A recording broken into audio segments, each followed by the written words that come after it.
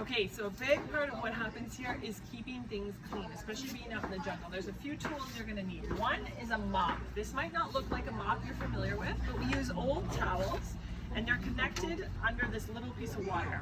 So as you mop, you're gonna see that the outside of your towel gets dirty, you're scrubbing, you're wiping, you're potentially putting disinfectant. And when it gets too dirty, you're actually gonna open this up. You're gonna pop the wire open. You're gonna flip the towel to the other side or to the inside, and you're gonna pass it back through here, either in a triangle shape or in a rectangular shape. You're gonna put the clamp back down, and then you're gonna carry on with your mopping process. So that's mopping. Sweeping is the other thing that you'll do a lot of, especially leaves and dirt. So when it's leaves and dirt and you're sweeping, you can just sweep it off the edge of the floor because we're in the jungle, there's no big deal. But when you find garbage, so if you actually find pieces of paper, pieces of cardboard, stuff like this you want to sweep into this little catch here. So you'll actually literally sweep everything into the catch, and then you'll take the catch to the trash can and you'll dump it into the trash can. So that is sweeping and mopping. And we're going to move over here to the recycling station just behind us. Oh, this is also for your mop cloths. So when your mop cloths, these ones, when they're finished, they're gonna go into here when you cannot get any more cleanliness out of them. This is our recycling station. Clean and rinsed glass bottles, clean and rinsed plastic bottles, clean and rinsed aluminum and tin.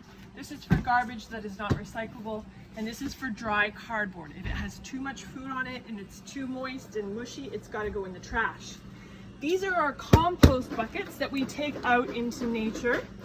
So when you have a compost bucket in the kitchen and it gets full, it's gonna come out here. Similarly, we use a compost bucket beside the wash sinks that the clients dump their food into. Usually it starts out clean like this, and by the end it is full. So dish racks, we're constantly keeping these empty and clean, so you're constantly passing by the dish rack, you're drying dishes, you're putting them back in their place, whether that's in the lodge or whether it's here at the drink station. There's a few other cleaning things you will need for your shift. Follow me inside. Here are the kitchen compost buckets, which we put into the larger white compost buckets. You can see all organic material and even actually paper towels can go into there.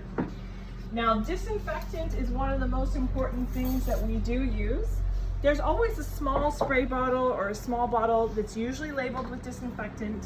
And this, with your cleaning towel that you were given for your shift, the brown towel, you will use to wipe tables, chairs, counters, anything that needs cleaning. If this gets empty, you'll fill it up with the larger container so that you can keep going. The last thing is the garbage.